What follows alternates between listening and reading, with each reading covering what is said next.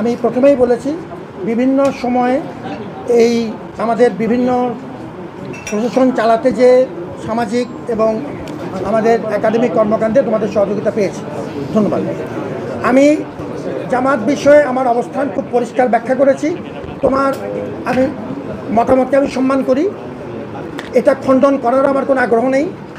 যেটা আমি মতামত বলেছি, জামাতের সাথে বা যে কোনো রকম রাজনৈতিক দলের সাথে আমার কোনো সম্পর্ক নেই, শেষ।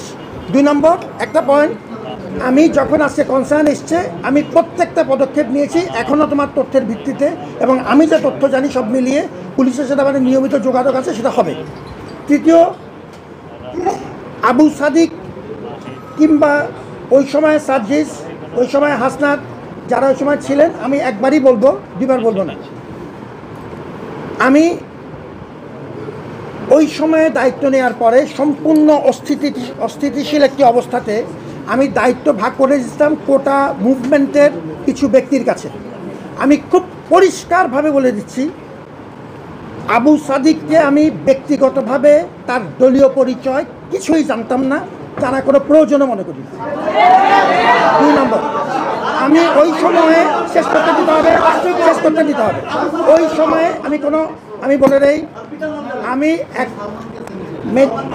আমি ওই সময়ে কাজ ভাগ করে দেওয়ার জন্য মেডিকেল, আমাদের যারা ওই সময়ে আহত মানুষজন ছিলেন, বিশেষ করে আমাদের শিক্ষার্থীরা, মেডিকেলের এই ভিজিটগুলো সমন্বয়ের জন্য আমি একে দায়িত্ব দিয়েছিলাম। আমি সার্জিসকে অনুরোধ করেছিলাম বন্যা এবং রিলিফ সংক্রান্ত যে কাজগুলো হচ্ছে সার্জিস আমাকে সহযোগিতা করে।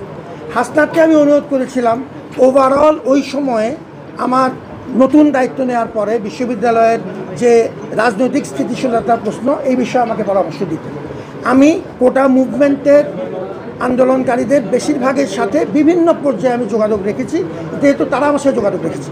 এবং ঠিক একই চুক্তিতে, যখন তুমি যেরকম রাজনৈতিক পরিচয় তার তখন জানতে কিনা আমি জানতাম না, কিন্তু আমি জানতাম না দ্যাটস নিশ্চিত। অফিসিয়ালি যখন এখানে ডিক্লারেশন দেওয়া হলো, রাজনৈতিক দলের কর্মী হিসাবে আমরা যে সবার সাথে যেভাবে ট্রিট করি সেভাবে তার সাথে ট্রিট করা হয়েছে। ওই সময় 3 জন আমার সাথে নিয়মিত কাজ করেছেন এবং 3 জনকে আমি দায়িত্ব ভাগ করে দিয়েছি নির্দিষ্ট। ওই সময় আমার ট্রেজারার আমার সাথে তখন ছিলেন নিয়মিত, আমার তখন একমাত্র সাথী তখন উনি, মাত্র এরপরেই আমার একটু একই সাথে আমাদের প্রক্টরও জয়েন করলেন, পরেই আমাদের প্রভিসি জয়েন করলেন।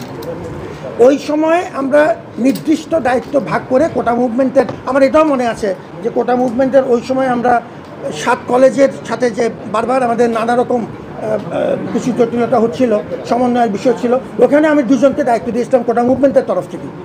সুতরাং আমি যা বলেছি এটা আমি আমার তরফ থেকে বললাম। এখন কেউ এটা গ্রহণ করবে, কেউ গ্রহণ করবে না, এটা নিয়ে আমার তোর মাথা ব্যথা নেই। আমি তথ্যটা জানালাম, আমার উপরে আল্লাহ আছে, আর আমি gonna follow this suit as I am saying.